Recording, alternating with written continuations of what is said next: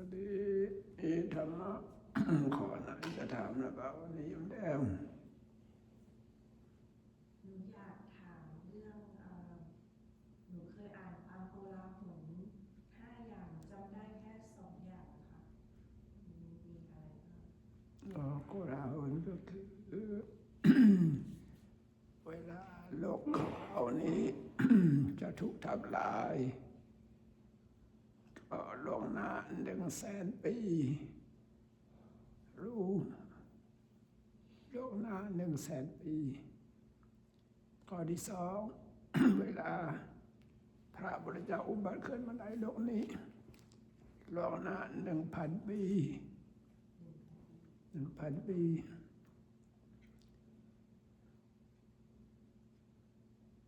ก็เกี่ยวกับ มงคล38ไม่มีใครรู้ความหมายแล้ว แล้วก็เถียงกันไปเถียงกันมาใช้เวลา12 ปี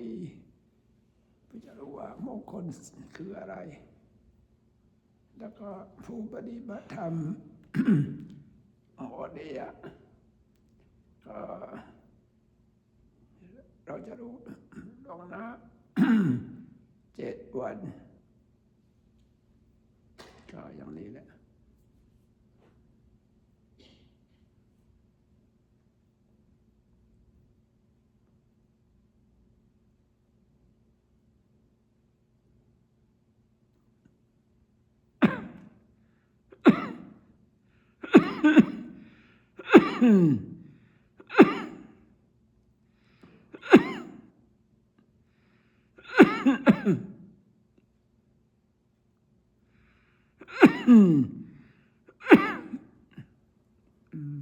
ขอโทษที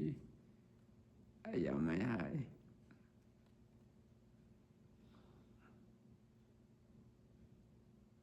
มีวิดีโอนี้เสียงบอกว่ามา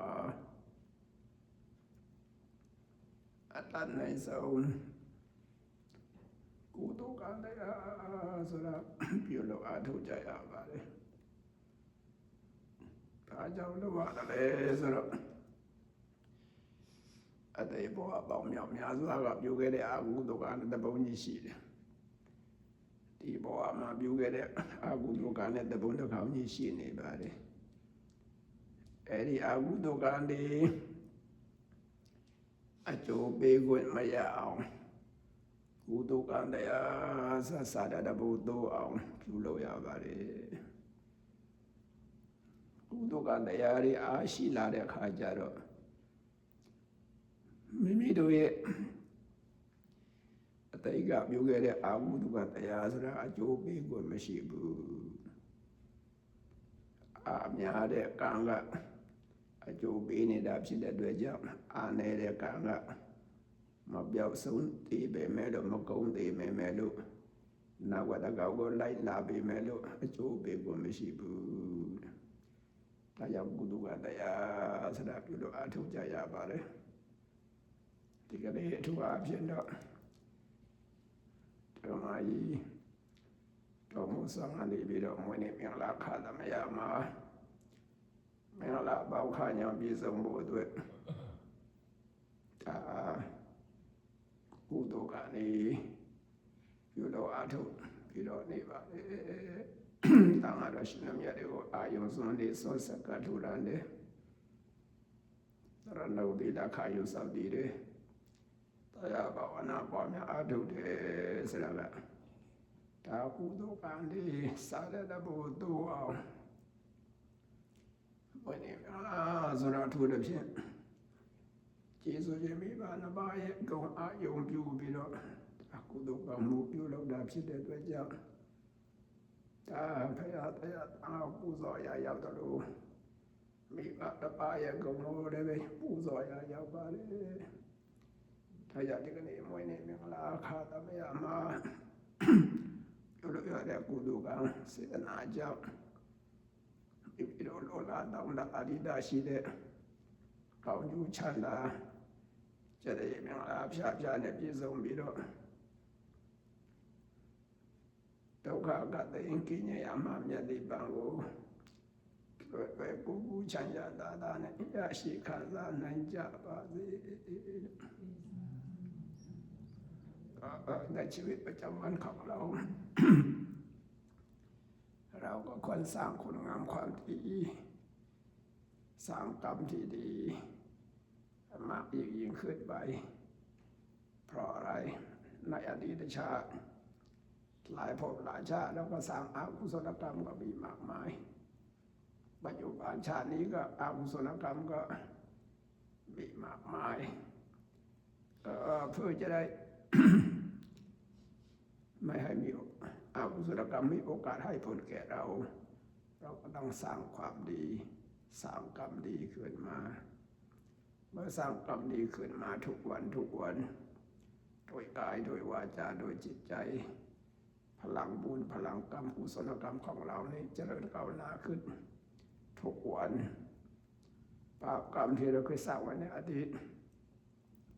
ถึงแม้ว่าติดตามเราอยู่ก็ตามไม่มีโอกาสจะให้ผลอันนี้เป็นการที่เรารักตัวเองก็ต้องพยายามสร้างกุศลกรรม โดยกายบายตัววาจาบ้างโดยจิตใจบ้างด้วยทานบ้างศีลบ้างภาวนาบ้างก็ที่ท่านทั้งหลายได้สร้างคุณงามความดีสร้างกรรมดีมาตลอดก็กุศลกรรมทั้งหลายเหล่านี้เนี่ย คุ้มครองรักษาอยู่ทั้งหลายให้มีสุขภาพอนามัยดีแข็งแรงมีโอกาสสร้างคุณงามความดีให้บุญบารมีเจริญยิ่งขึ้น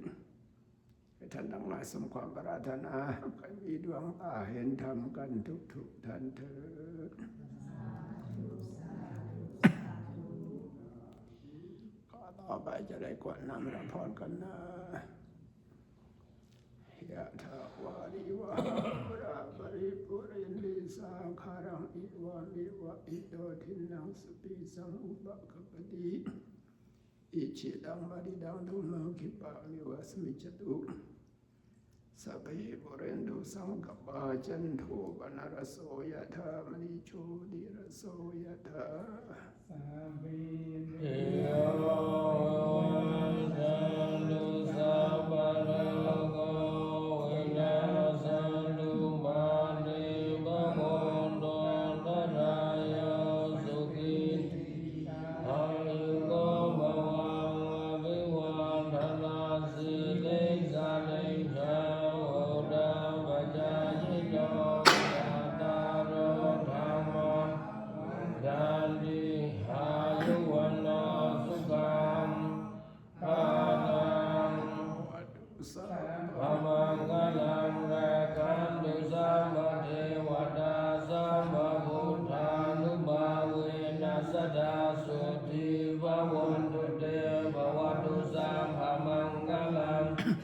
คันตุสัมปเทวตาสัมปธัมมานุภาเวนัสสดาสุทิภวันตุเตภวตุสัมภมังคลังราคันตุสัมปสัมมาสังฆานุภาเวนัสสดาสุทิ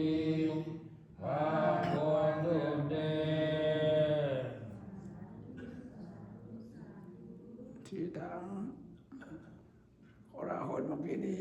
อาตมาลืมไปข้อหนึ่งคือพระมหาจักรพรรดิเวลาจะอุบัติขึ้นมาในโลกนี้เขาจะรู้ได้ล่วงหน้า100 ปีกษัตริย์ของโลกสมัยนี้ไม่มีสมัยก่อนเรียกว่า Universal King นั่นกษัตริย์ของโลกกษัตริย์อื่นก็ต้องไปให้ความเคารพนับถือมหาจักรพรรดิก็ถ้ามหาจักรพรรดิจะเกิดขึ้นก็เราจะรู้โลกหน้าได้100 ปีก็ตั้ง100 ปี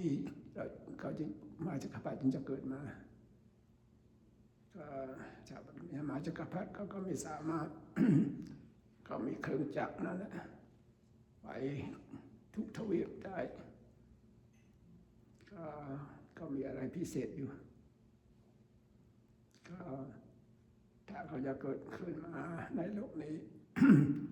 ปรากฏขึ้นในโลกขึ้นมาก็เราจะรู้ได้ล่วงหน้า100 ปีก็เรามาจะขว่าจะเกิดขึ้นนะจะเกิดขึ้น100 ปีก็โลกถ้าจะถูกทำลายก็100,000 ปีพระพุทธเจ้าก็1,000 ปีก็มาจักรพรรดิก็100 ปีมงคล38ก็12 ปีก็ผู้ปฏิบัติมรณะก็7 วัน